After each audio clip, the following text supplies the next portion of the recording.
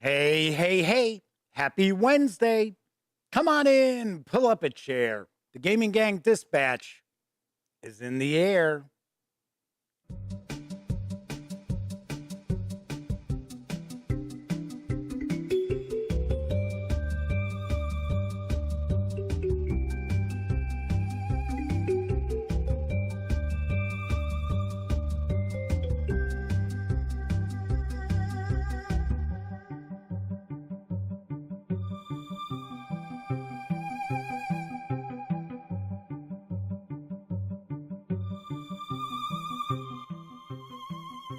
Howdy, howdy, howdy, gang. Welcome once again to the Duct Tape Studios.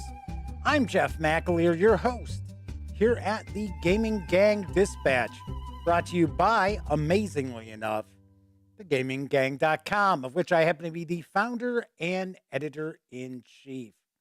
Tonight is Wednesday, April 27th, 2022. This is a live stream 780. Zoinks! If this is your first time joining me, let me point out, super casual around here. We just hang out talking about the latest in tabletop gaming news and then take a look at a tabletop game. Every once in a while, I'll do a review. But for the most part, we take a first look, an unboxing or a page through of a tabletop game. And tonight, we are going to dive into Beowulf, Age of Heroes from Handiwork Games. This is a 5e setting, so it is open game license, and it is specifically designed for one game master and one player. So we are going to take a peek at this in just a bit. So if this is your first time popping in, let me keep in mind for you that we talk about the tabletop gaming news first. So if you are watching live, kick back, put your feet up, relax. It'll be about 30 minutes or so. And then we will get into the page through. If you are watching this at least 30 minutes or more after the stream has ended, then there will be timestamps for you to check out. So if you want to jump ahead, skip over the news, you can feel free to do that. And those are in the show notes. And depending on what device you happen to be watching the show on, those timestamps might actually even be in the timeline of the video itself. So I do want to mention, if you like this video, by all means, please give it a quick thumbs up. Subscribe to the Gaming Gang channel if you haven't already. And if you do subscribe, ding that bell. It'll not only let you know when the Gaming Gang Dispatch streams live Monday, Tuesday, and Wednesday evenings right here on YouTube at 7 p.m. Central. It'll also let you know when I upload other videos, such as my upcoming review of Pathfinder Punks in the Powder Keg. I'm sorry, Punks in a Powder Keg. It is the first chapter in a brand new adventure path from Paizo Inc. So I will let you know what I think about this. This will be up later on in the week. It'll be up before the weekend. And of course, when you're not watching videos on the Gaming Gang channel, be sure to visit thegaminggang.com for all latest in gaming news, reviews, and a whole lot more. You know the drill. Get your geek on at thegaminggang.com. Lastly, this is a live stream. So that means there is chat available. It's not on screen. One of the ways I keep some of the more unusual commenters at bay. And you do have to be a subscriber to the channel for at least 48 hours to take part in chat. Yet another way that I keep some of the more unusual commenters at bay. But if you want to say howdy, if you got a question or a comment, by all means, fire away. I will do my best to respond.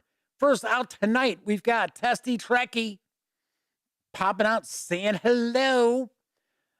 Pointing out the best way to start a morning of work is with the Gaming Gang Dispatch, which is actually TGG. A lot of people forget the title of our website is The Gaming Gang. So many people just are like, oh, Gaming Gang. It's like, no, it's TGG, The Gaming Gang. Tessie says, recommended by 10 out of 10 subscribers. What are you talking about? We're almost at 7,000. I think last I looked, I think we're, what, maybe 17 subscribers away from 7,000. Viper Dave is with us as well. Good to see you, Viper Dave. Thanks for coming in and hanging out in chat. We already know that one of our chat moderators, the Madman, is not going to be hanging out tonight. It is a Wednesday. Every other Wednesday is his gaming day. So he is probably running some Savage Worlds right now.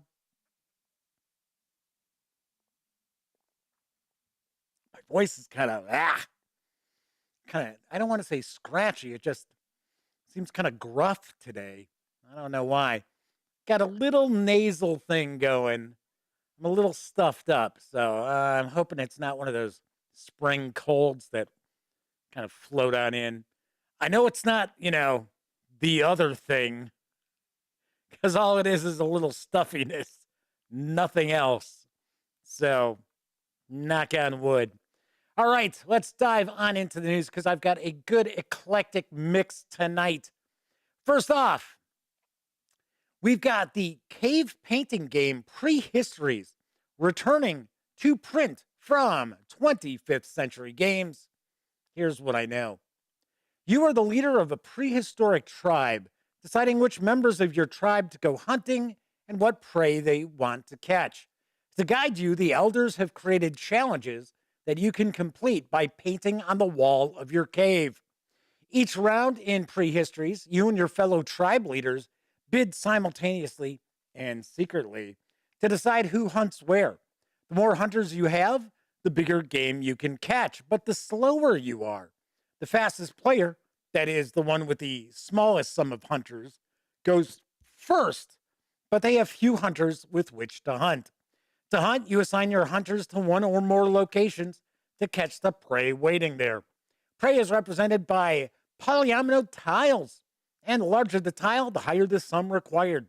If you have just enough hunters to catch your prey, they may be wounded in the process, which means you'll draw fewer hunter cards at the end of the round to refill your hand. They distrust your leadership when they get injured.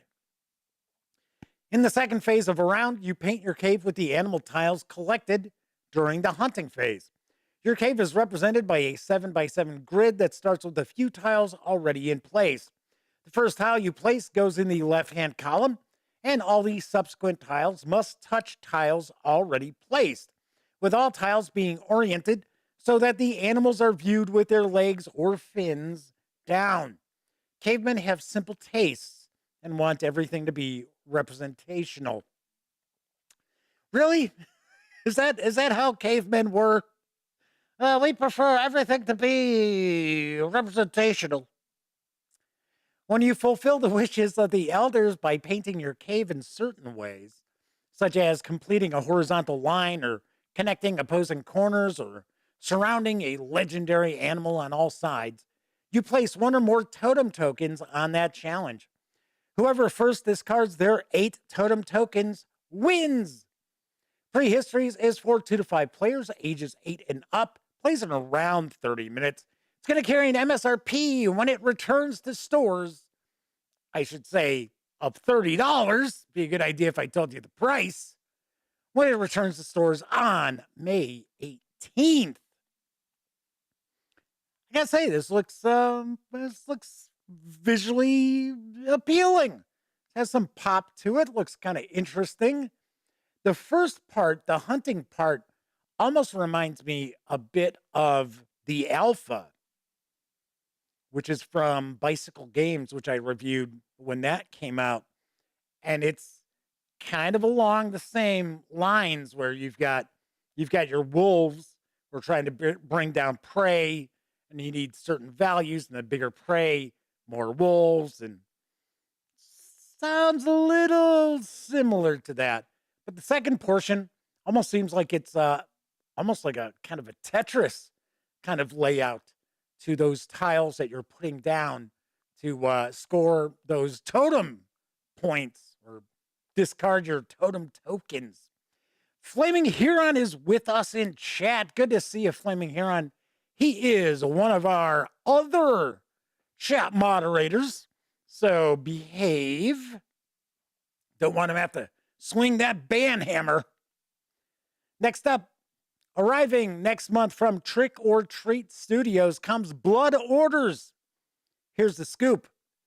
In Blood Orders, 2 to 4 opponents each take on the roles of powerful but disgraced vampires, exiled from a centuries-old order and hoping to build a new underground kingdom of their own in an unfamiliar city. Players visit locations in disguise to gain resources, perform arcane rituals, and hypnotize the citizenry. But most importantly, to turn hapless victims into fresh, bloodthirsty vampires under their command. To build your new order, you must manage a continuously evolving hand of vampire cards at your command, sending them throughout the city to visit locations, perform arcane rituals, bewitch victims, and recruit new vampires, all over the course of 9 rounds. Days. Would they be nights? Saying they are vampires? But it says days. All of these activities take the form of cards activated by your ordered tokens on the board, allowing you to amass critical resources, perform useful actions, and earn points. However, as your power grows, so does fear within the city, making your quest increasingly difficult as the days go by. At the end of the 9th day, the vampire player with the most points reigns supreme. Blood Orders is, once again, for 2 to 4 players. It's for ages 13 and up, plays in 1 to 2 hours. It's going to carry an MSRP of $69.95 when it also arrives on May 18th. I have to point out, Trick or Treat Studios, because I had heard of them before, but I had always heard they do like licensed horror stuff, like figures and props. Like if you wanted to get a life-size Chucky doll, they have that kind of stuff. I did not know that they made games. So I thought, oh, is this like their first foray into tabletop games? And it's not. They've actually got, I think, 4 games in total. This sounds kind of interesting. Plus, if you are into like horror props and, like well, I shouldn't say models, but like dolls and action figures and things like that are, tied into horror flicks, you might want to check out Trick or Treat Studios for that as well. All right, let's talk about some role-playing game news, because coming soon for the Cypher system from Monte Cook Games is The Origin. Here's the dope. Master perilous new powers in a world that is dangerously askew. In 2017, Hu Mao Mao made headlines as the first interstellar object ever detected passing through our solar system. Everyone remembers that. A web search will tell you all about it. So why doesn't anyone remember Nibiru? How it curved out of the night, its trajectory changing so rapidly that scientists could barely track it. How its art altered day by day towards our own. From the skies how the skies blazed when it struck the earth.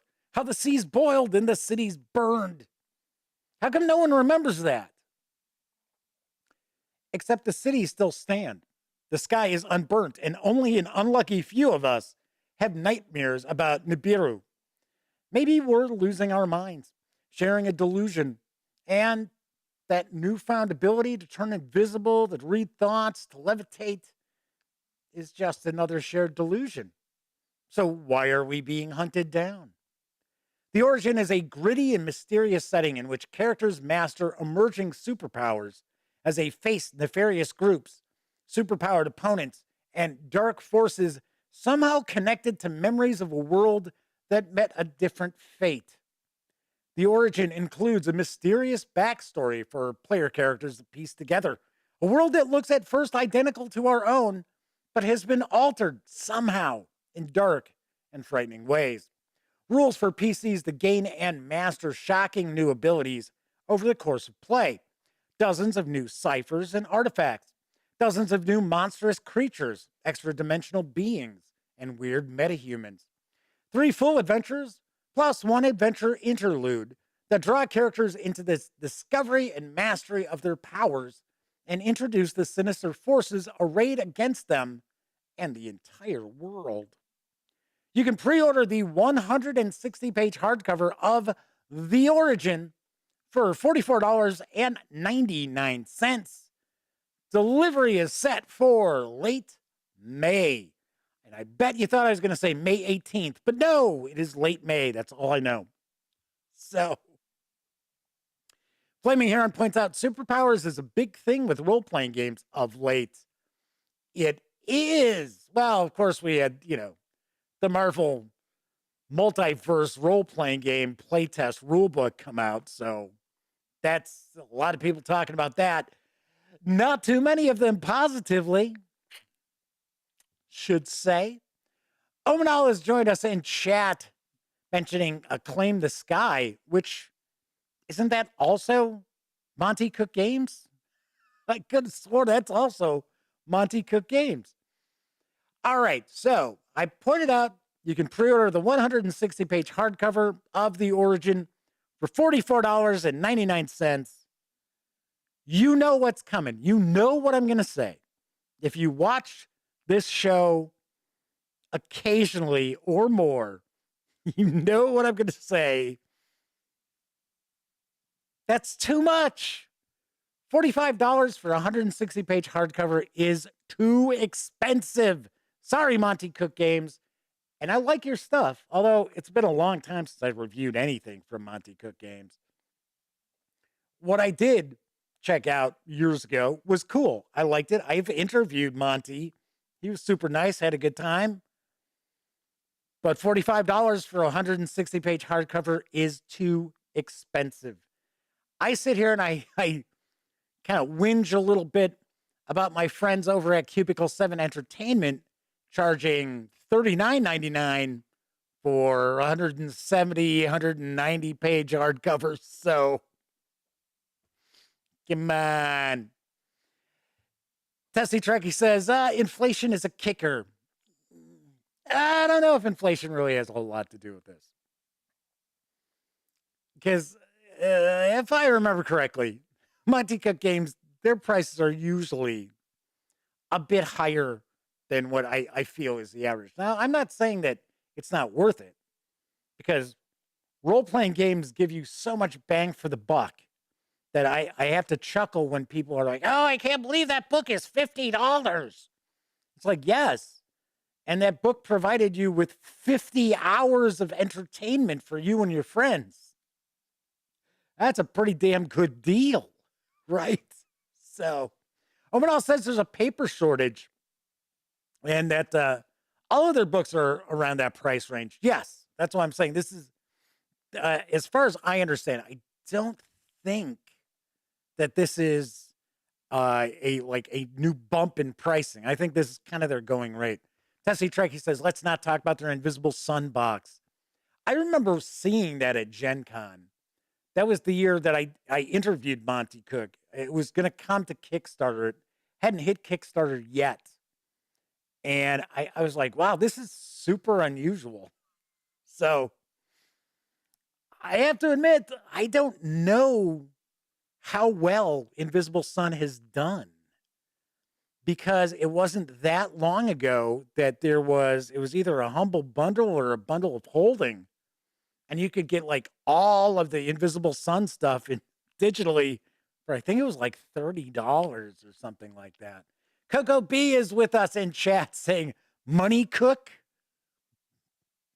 I'm not picking on the company. I'm just saying, like I said, I bust the chops of companies that I am super tight with and friends with people who work there. And I give them a hassle for some of their pricing from time to time. So Flaming Heron says, yeah, they snapped that humble bundle up. I thought it was a humble bundle. I didn't think it was a bundle of holding, but I knew it was a bundle. Omanal says, after getting the PDF, they think the Invisible Sun physical copy makes it worth it. Well, yeah, because there's hundreds of cards. I know that. So, once again, I don't know. Something else that I'm kind of curious about is how well does Monte Cook Games support systems outside of Numenera is what I'm kind of curious about. So this is a new setting book for the Cypher system. Is there going to be a whole lot of other stuff down the line for this? Because I don't know.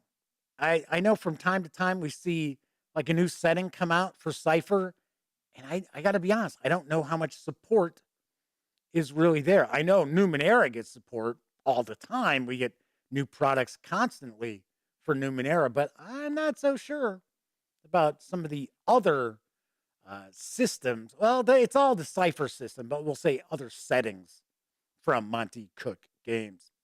So Omanel says, yeah, printing out the PDFs would cost way too much. Flaming Hero says, no, maybe it was bundle of holding. I don't know. It's, like I said, it was a bundle. I remember, in fact, I could have swore I shared a news piece on it. Tessie Trekkie says, it feels like a lot of their Cypher books are one and done. Yeah, that's pretty much what I'm thinking. All right, moving right along. Monkey Blood Design and Publishing is teaming with Rabid Halfling Press for a crowdfunding project to bring the system-agnostic role-playing game setting Ascaleth, the last great city, to the public. Here's the skinny. Ascaleth, the largest city at the end of times. A place for everyone, for good or bad. A terrifying and a marvelous place where science and magic are one and the same.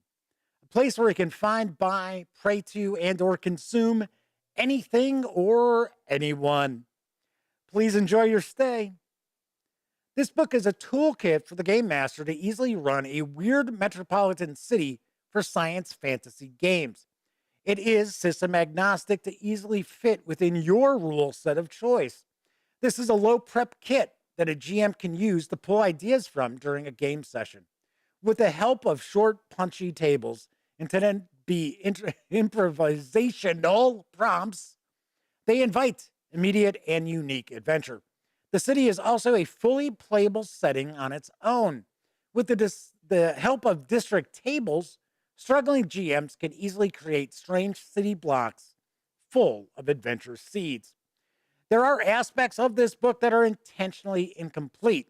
This is so you can make Ascaleth wholly your own and give the outcome of every playthrough a chance to grow organically. Of course, you can always use this book to spruce up your own campaign setting by rolling on the tables within and or plucking out the bits you like most. The idea to write a book of prompts came from the fact that your humble zine writers are both parents with full-time occupations. We struggle with having the time or energy to prep for games that necessitate reading huge blocks of text, especially out loud. I'm adding that in. There are so many great, intricately designed games and setting books, but they often require more time and effort than we're able to give them at this stage in our lives. So we created a player-driven book where the GM, with a minimal amount of preparation, can play in a setting that rewards exploration and imaginative co-creation at the table. The Kickstarter project for Ascaleth, the last great city, is past the 300% funding mark, and you can reserve a copy of the zine and PDF for an approximate $22 pledge, or grab the PDF alone for an approximate $9 pledge through May 8th. The reason why I say approximate is because this is over in the UK. Expected delivery is this August. Nice, very quick turnaround on that. So I like that. I do believe that the fulfillment is going to be through DriveThruRPG. So that's a bonus. So because they're pretty up on getting Kickstarters out. And of course, we've already taken a look at Midderlands, which is from Monkey Blood Design and Glenn Seal. So I strongly believe that this will arrive on time. Also, it looks like a lot of this is already done. So it's basically looking for funding so it can go to print. Omenel says they think Cypher expects you to adapt other publisher systems to Cypher. I don't know. I don't know. I know there are a lot of Cypher settings out there, but once again, it's kind of like, oh, hey, that sounds interesting. I share a news piece and then I never hear about that setting again. Anyway, this seems like a pretty cool zine that you might want to check out. I believe it's going to clock in. Right now, I think it's at 28 pages. I think there is a stretch goal, add some more pages to it, which is, I think it's very close to that stretch goal. So keep in mind, $22 for a zine. You might want to just do the PDF, which, if money's an object to you. Tessie Trekkie says now all they want to do is adapt Murder, She Wrote and Call of Cthulhu to get a nosy detective who worships elder gods. Well, then you need to take a look at, Brindlewood Bay? I'm almost positive that's the name of the RPG. Brindlewood Bay. It is from one of the gentlemen who is behind the Gauntlet and who's actually one of the hosts of Fear of a Black Dragon. So check that out. Take a peek. All right, moving right along. My final news piece. There is a new supplement for Delta Green, which has arrived from my pals over at Arc Dream Publishing. Here's what I know about Iconoclasts. The Father of War Unleashed. Iconoclasts is a team of agents. Iconoclast brings a team of agents. For some reason, my teleprompter is just not getting it done today. It's like not all that clear. I don't get it. Anyway, Iconoclast brings a team of agents to a scene of horrors all too real, Mosul in 2016, held by the self-styled Islamic State in a reign of depraved brutality. From a small base at the Kirkuk airfield, the agents must research the horrors to come and prepare for a harrowing infiltration. Includes Horrors in Mosul, a grim overview of life under ISIL. A Black Smoke Rising, a scenario as prelude. The players briefly take the roles of ISIL fighters sent to destroy mysterious artifacts without knowing what terrors they might bring upon themselves. There's Operation Bonebox. Delta Green Task Force 01132 gathers for a briefing on a ghastly incursion and an interview with an unusual witness, a renegade veteran of Delta Green. The Evil of the Whisperer, espionage, political wrangling, and pursuit of hidden myths of history and prehistory prepare the agents for Mosul. But can any preparation be enough? Among Jinn and Men, gore in the streets of Mosul and the waters of the Tigris, a bloodthirsty cult, its viciousness shocking even by the standards of ISIL, a demon or god rising to ancient glory. Then there's Blacker Than Black, extensive rules and guidelines for spying, crime, and backroom deals that can be the basis of an even broader international Delta Green campaign. There are also new rituals, new tomes, and the dreadful details of a threat to suit all the evils of humanity. The digital download is going to include an archive of over 80 handouts from the campaign that you can share in your game. Born of the U.S. government's 1928 raid on the degenerate coastal town of Innsmouth, Massachusetts, the covert agency known as Delta Green opposes the forces of darkness with honor, but without glory. Delta Green agents fight to save humanity from unnatural horrors, often at a shattering cost. Iconoclast is playable with Delta Green, the role-playing game, Arc Dream Publishing's award-winning game of cosmic horror and personal apocalypse. The Agent's Handbook, the Handler's Guide, and the free Quick Start Rulebook. Need to know. I have to say, I have noticed that there are a lot of adventures coming out from Arc Dream Publishing for Delta Green that all you need is the Quick Start to actually run. So I find that interesting. Call of Cthulhu does that too. A lot of stuff that comes out from them is like, oh yeah, you just need our quick start. It's like, really? You can pre-order the 206-page Delta Green Iconoclast hardcover, which will include the PDF, for $49.99. That's going to arrive in September. You can grab the PDF alone right now at DriveThruRPG for $19.99. Sweet. So we've got a new Delta Green campaign. Yowza. And of course, I was just talking about DriveThruRPG. Don't forget, the gaming gang, thus the Dispatch, is affiliated with the One Bookshelf sites. So if you are going to visit, say, DriveThruRPG, please stop by thegaminggang.com first. Click on one of our banner ads. That way, if you happen to make a purchase, I get a small portion of that sale.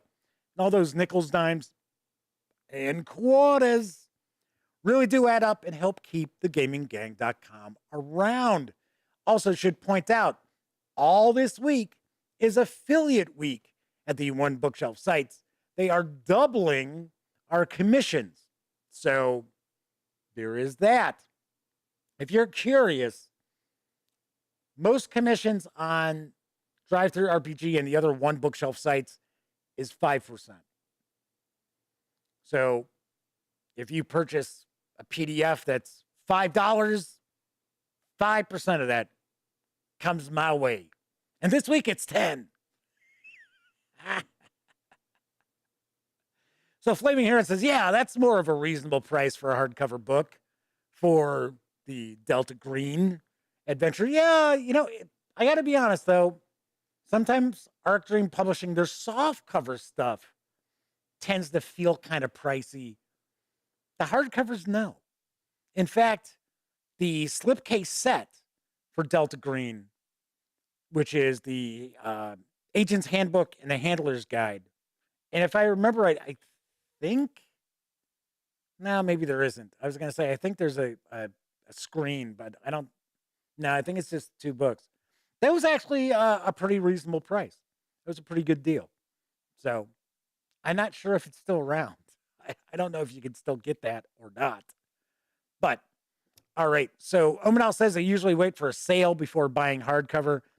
I try to get stuff through Amazon, but I'm telling you, lately, Amazon is just a disaster. And a couple of people have said, hey, well, when you order a book, make sure you order other things, because then it'll be packaged with those other things and it should be, safer, I guess.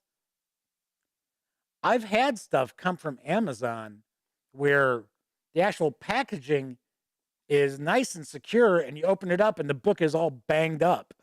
So it's like, I think it's all banged up before it gets boxed up. So Omanal points out Monte Cook Games don't come with a PDF, unfortunately. They don't? Hang on, let me go back here. Let's see. I don't think I mentioned that.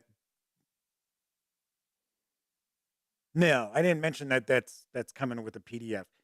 Yeah, I got to say that most companies, in my opinion, if you purchase the hardcover and they do digital editions, because there are companies that don't. I'm looking at you, Wizards of the Coast. They don't do any digital editions of their books. But in my opinion, I think if you purchase the book from the publisher, you should get that PDF for free. Now, there are publishers that you can buy a book from someplace else, and they have a brick and mortar deal where you get your PDF for free. And that's just an added bonus. But personally, I think if you purchase a gaming book from the publisher and they have that in PDF, it should also include that as well. Plus, when you go on to DriveThruRPG and have something printed, I think you should also get the PDF as well. But yeah, that's just me. Flaming Heron says they actually picked up the Numenera core book when it was on sale. Did you pick up the old edition of Numenera where it was one book, or did you pick up the more recent that's the second edition where it's the two books? Was it Discovery and Destiny? I think they are. Omenel says Free League and Modifius are really good about getting PDFs with the hardcover. I can't read today. English, Jeff. Use your words, Jeff. Free League and Modifius. I can say Modifius easily enough. I can't say copy. Omenel said that Free League and Modifius are really good about providing PDFs with hard copies. Chaosium does that as well.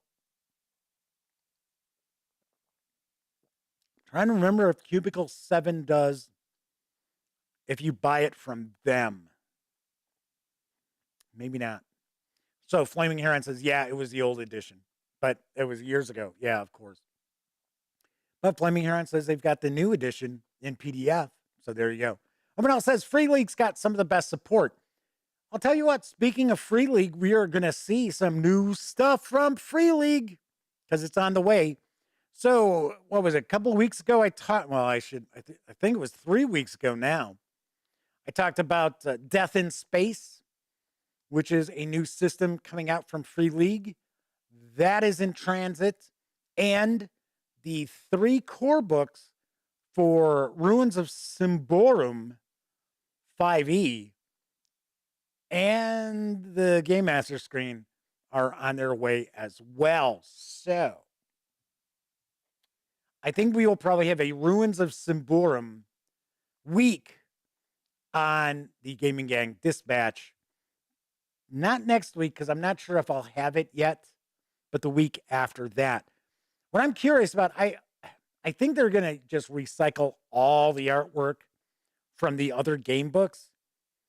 I would hope that we'd see some new artwork, but I don't know if that's the case or not. So, Tessie Trekkie points out Modifius sticks PDF codes in their books. Yeah, it's a sticker that they, in fact, because I've actually given away my codes when I've done some giveaways in that.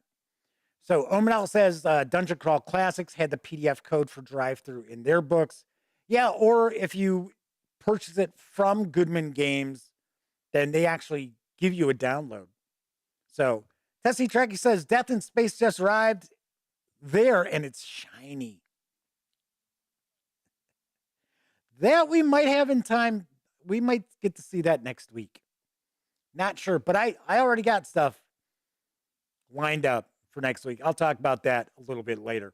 Anyway, let's get ready to jump on into Beowulf. But first, it is time for a brief intermission.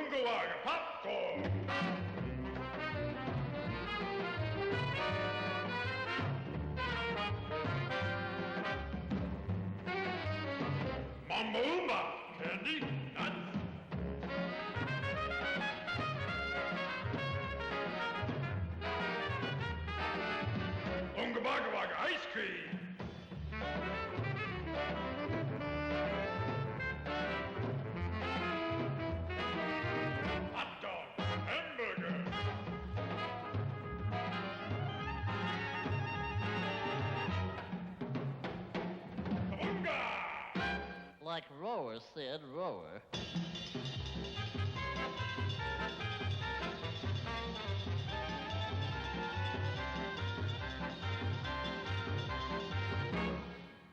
frosty, man, frosty. And now, on with the show.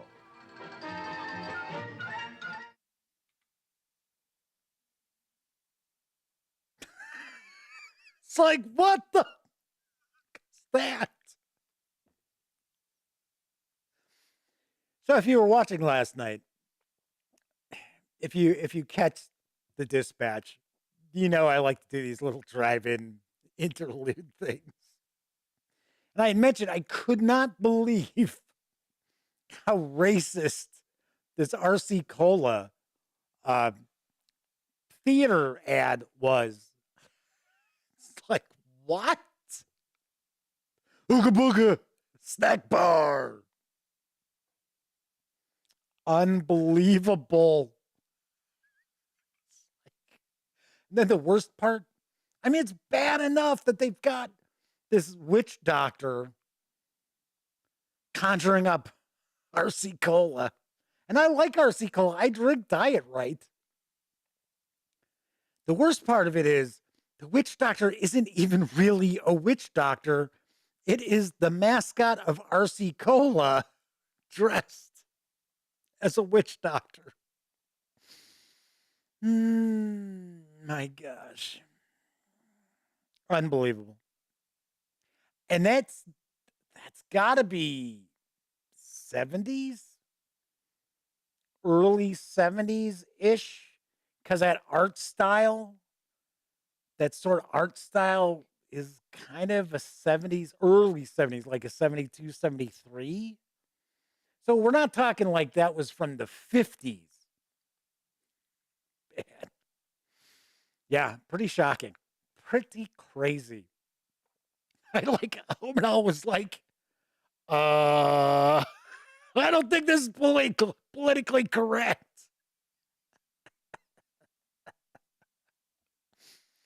Also says the look on my face was priceless. It's like, what?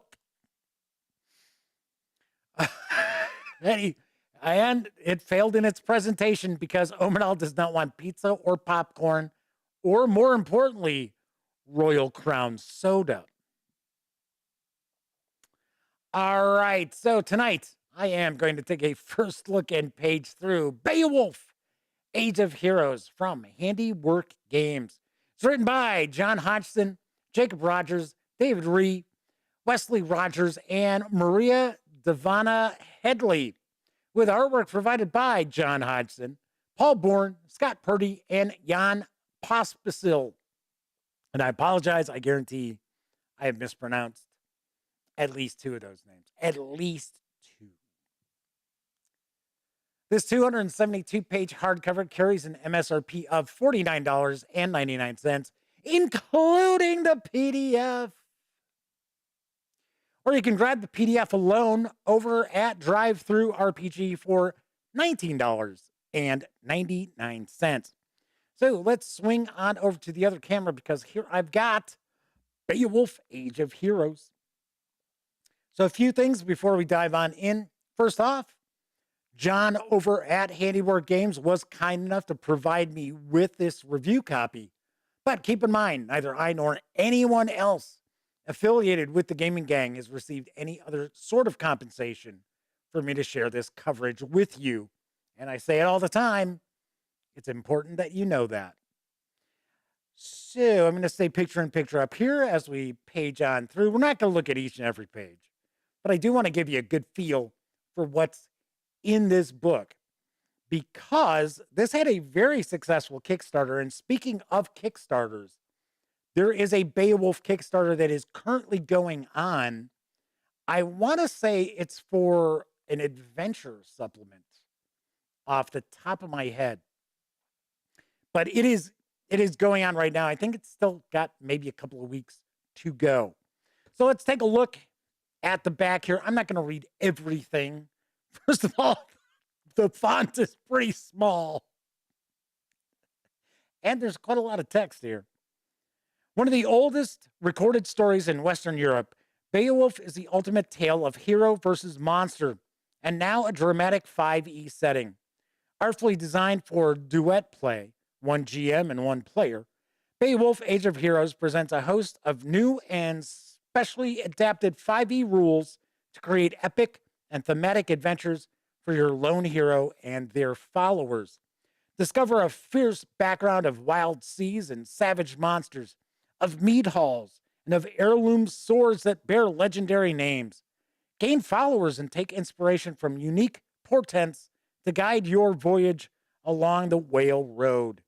Choose to play the mighty Bench Breaker, the wily Riddle Reaver, or the sturdy Ox Blooded with a range of setting-specific backgrounds. You might be the chosen one, or adrift and seeking answers. You may be an Avenger, or, can't even make that out there, or of noble blood. Beowulf Age of Heroes presents 272 pages of beautifully illustrated mythic setting and rules evoking a legendary age of rules, poems, and songs. All right, let's jump on in. So as I had mentioned before, that I already knew that Beowulf is essentially designed for one game master and one player. And I know there are some game masters out there who think that just running something for one player is difficult. And I got to be honest, I have never had a problem. Then again, of course, keep in mind, I have spent 40 years running Call of Cthulhu. So it's not unusual to have adventures that can be easily worked with one or two characters, even before we started to see things like Cthulhu Confidential and things like that. All right, let me grab a quick sip here.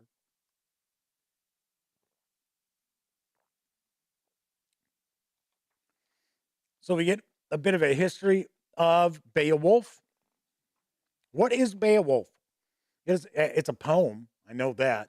It's one of the earliest recorded poems in Western Europe. I think. Okay, now this is coming out. I'll flip a page too, so that it's not like I'm like reading it like peripherally. I remember right. I think Beowulf is supposedly written in the 11th century or 12th century, but they think that it was actually an oral story, an oral tradition. And the story actually originates around the 8th century. And it actually shares a lot of similarities to another myth tale. What is it? The Bear's Son? I think it's the Bear's Son. In fact, it's kind of a given, if I remember correctly, that Beowulf is actually the son of a bear. That's why he's got that tremendous strength. But I want to say that some experts think that Beowulf actually evolved from an earlier tale that was probably floating around in like the 3rd or 4th century. So not as old as Gilgamesh, but pretty old. All right, so we get the world of Beowulf. Nice artwork throughout. I can recognize John Hodgson's artwork. In fact, right on the cover, that's John's. The back cover had John. I met John with Cubicle 7 Entertainment because he worked with them for quite some time. And then he branched out and launched his own game company, Handiwork Games.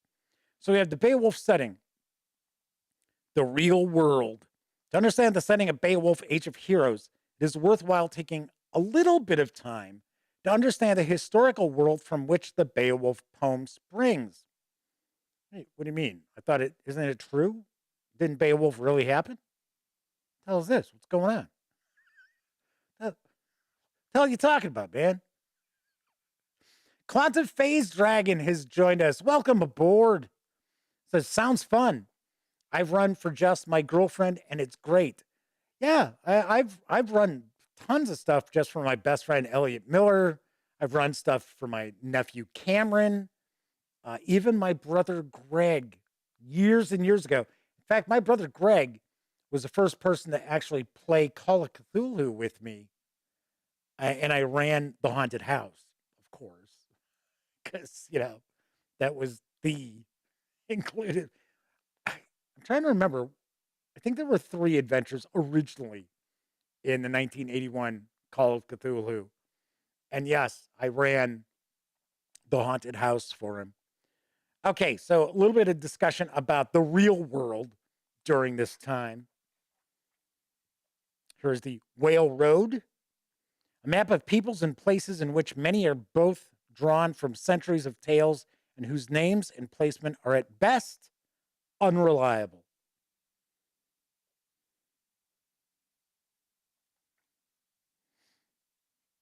Okay. So this looks like this is more of the fictional setting here. Slaves and slavery. Uh-oh. Trigger warning, everybody. One of these days, I think I'll talk a little bit about that. How silly I think it is that it's like, oh my gosh, we cannot mention slavery in a fantasy role-playing game. And it's kind of like, that's like, we're not condoning it. It's like, it's the villains who are slavers. And you're basically pissing on just about every fantasy setting worth its salt. Hey, that's right. Just think, Lord of the Rings, right? The hobbits at the end of the book, they're effectively enslaved. What are you talking about, Jeff? That's not in Lord of the Rings. That's not in Return of the King. What are you talking about? I've seen that movie umpteen times. No, it's not. It's in the book. So, all right. The gods of the old ways. Woden, Wodan, Odin, Othin, Godan. All right. We all know that they're absolutely the same god there. The church. So we've got a note on Christianity. So it was Christianity was not all that established. We still have pagan beliefs, pagan worshipers as well. Okay, so we got our new rules for Beowulf. Spears are always available. In the Age of Heroes, a hero can always find a spear. It's kind of like, oh gosh, what is it? The Black Hack, that the thief class always has a knife somewhere. It's like,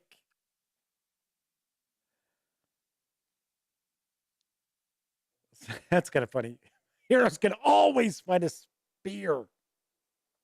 So, Tessie Trekkie says, for those kind of topics like slavery, talk to your players and include or not as they want to. So the reality is, there's such an approach from these role-playing game companies as if you're out there running role-playing games for absolute strangers, which is certainly not the case 99.9% of the time. So, honestly, when I would run a game for a bunch of people, I know what I can cover and what I can't. And I don't tend to push the envelope as far as that goes. I do push the envelope as far as scaring them. That I will. But what's in good taste? No. All right, so talking about adventure. Here we go. Character creation. We've got quirks on a D12. Got our backgrounds. Adrift. Avenger. Chosen One. Noble's Blood. The Foundling. The Believer. A former follower. The Exile. So, quite a few of those. The Hero Class. Destiny. Strength of Arms.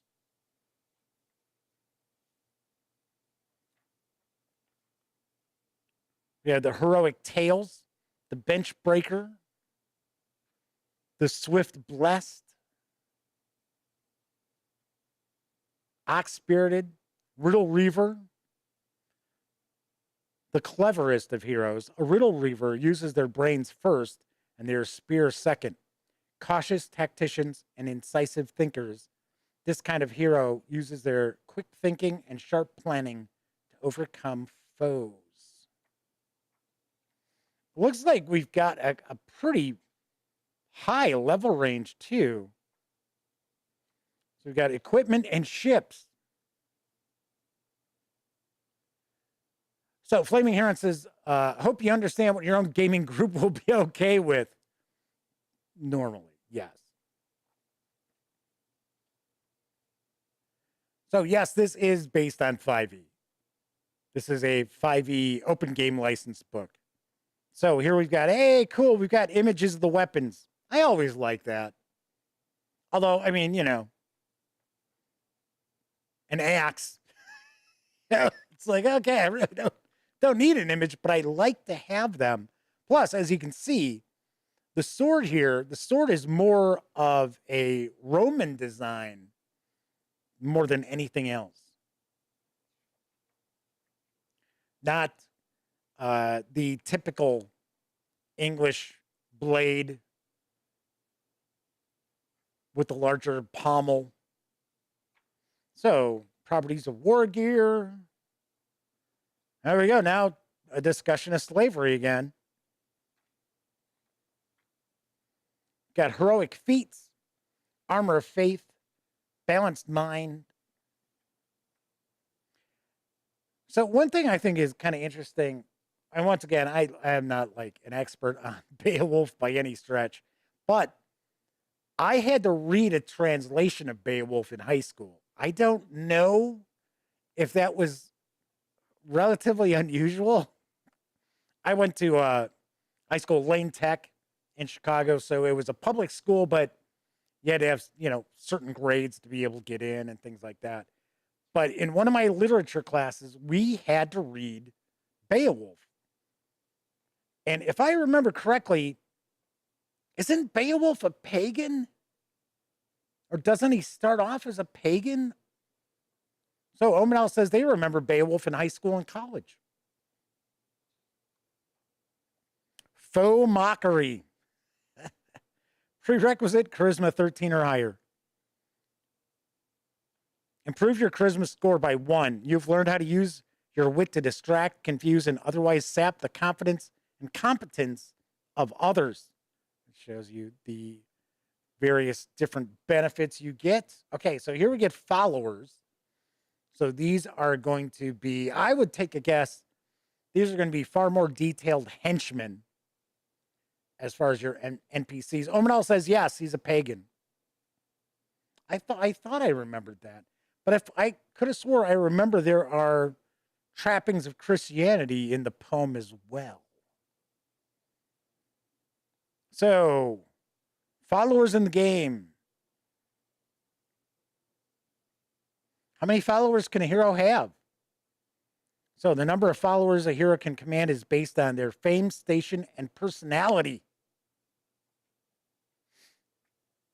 One aspect of Beowulf I always thought was interesting is that some people believe Beowulf is the epitome of the hero, and other people say that Beowulf is not a hero.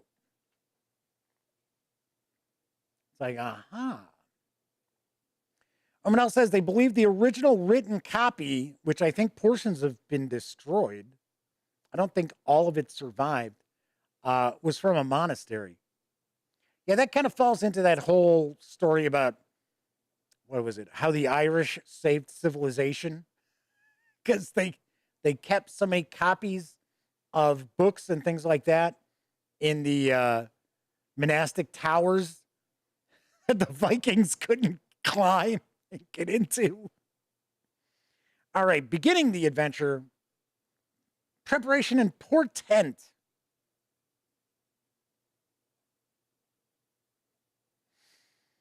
Sail and swell the voyage. Are all voyages on water?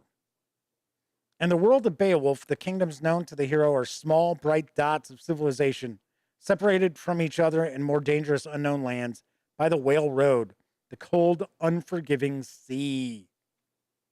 Aha. So it's like we've got some different tables for weather.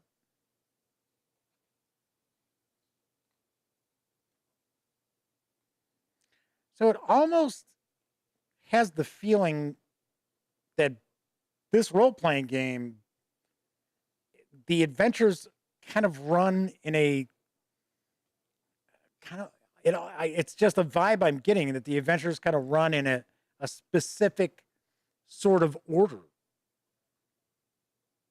The voyage, the landing, protecting the ship, the monster that you're going to fight.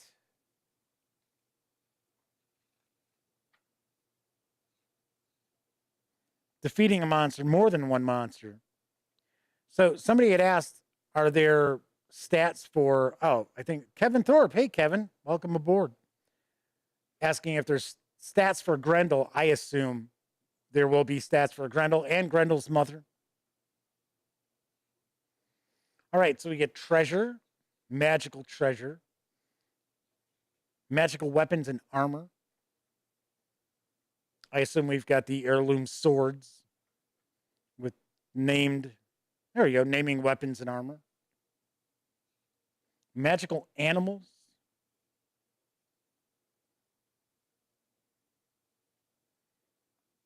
The Three Ogre Brothers. So this looks like this is an introductory adventure.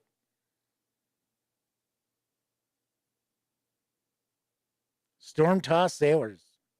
As the hero's ship draws closer to the ogre lands, see what I mean? It's kind of like, okay, so you set off in your ship to some distant land, to go right some wrong, to fight some monster. Looks like these are the followers here.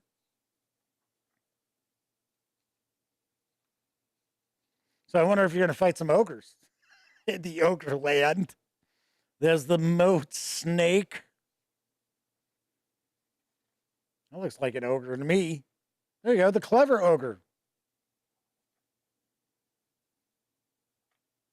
Kind of flipping out through. It appears that this is a fairly long adventure.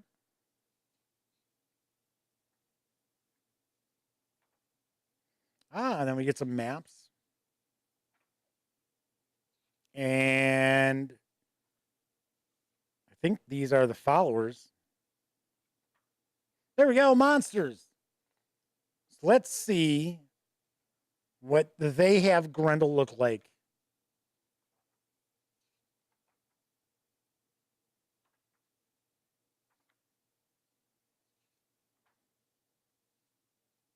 That's kind of creepy looking.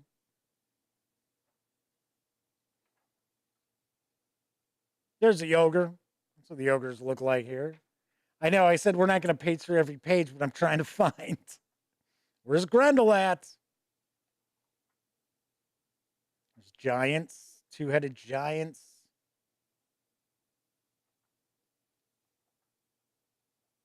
The Kraken. Looks like undead.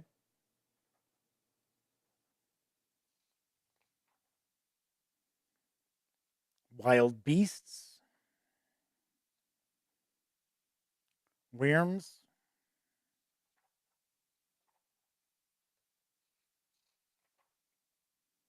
Quite a lot of dragons. Which, spoiler alert, that's how Beowulf dies. Killed by a dragon, which he kills. So elves and dwarves. Wow, I don't see Grendel. So, okay, so we're going to get into some an appendix here. So we've got a name generator, game flow. Here we go. Okay, so I was right. So it does seem like these adventures do kind of run in a bit of a specific kind of layout. So Tessie Tracky points out, hey, thanks for the heads up about Brindlewood Bay. Looks shiny and there's a new Kickstarter. The core book is out. The core book has been out for a while, about a year, maybe a little more than a year.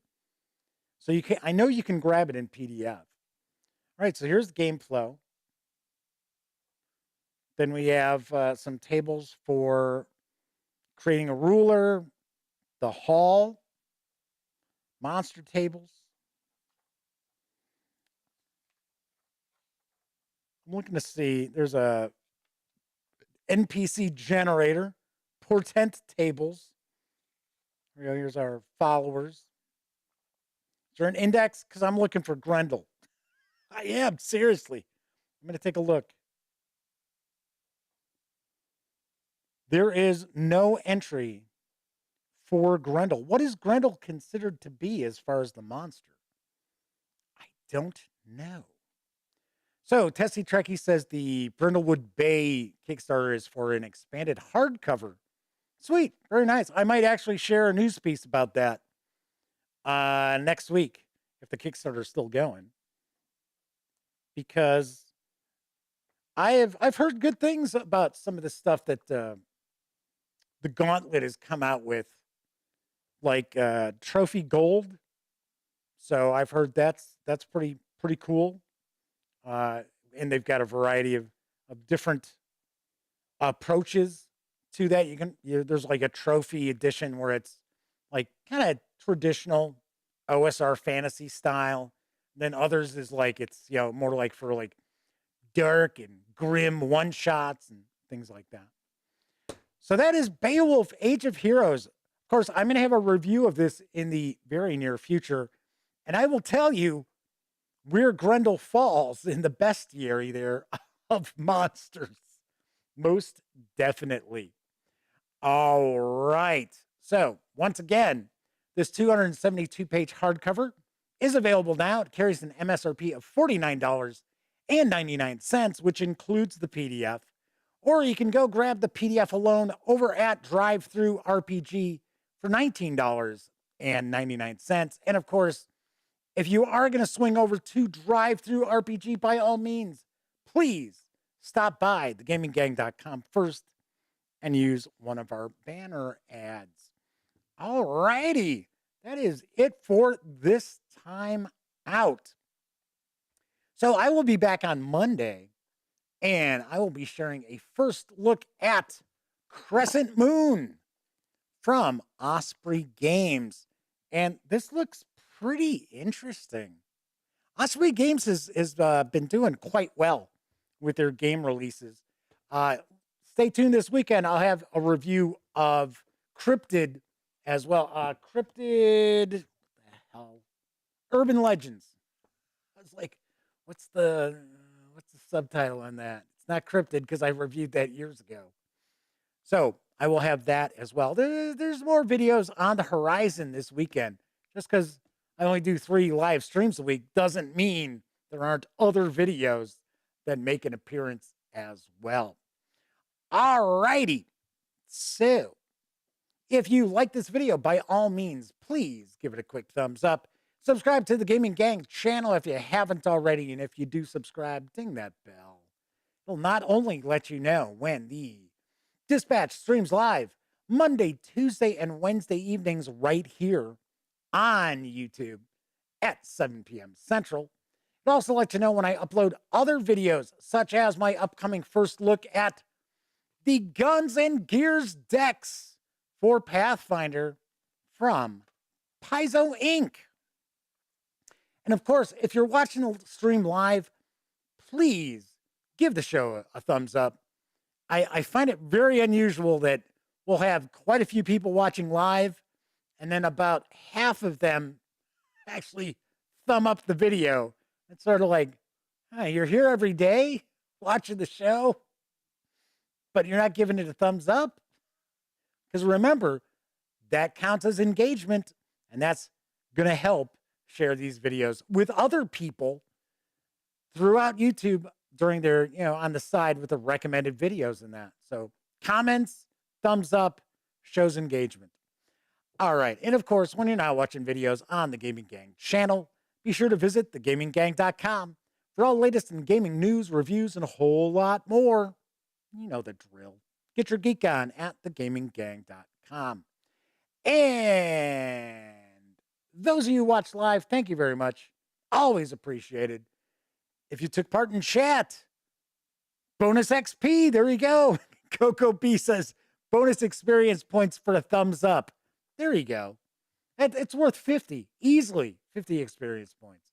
And remember, at lower levels, those 50 experience points are very important.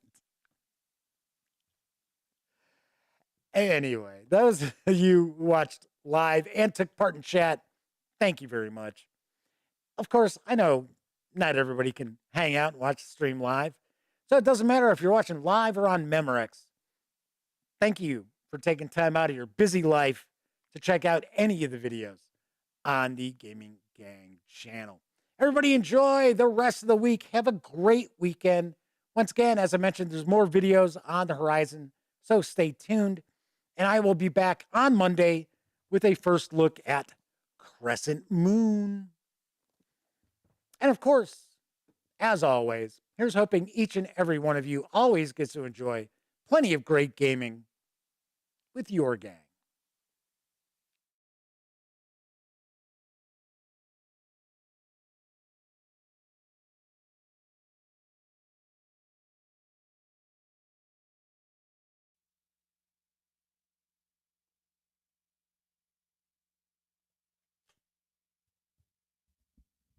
Oh, hey, you're still here. Well, if that's the case, by all means, subscribe to the Gaming Gang channel by clicking right here. Check out the latest episode of the Gaming Gang Dispatch, or find out what YouTube recommends you check out from the channel. And of course, once again, I'm Jeff McAleer. Thanks for watching.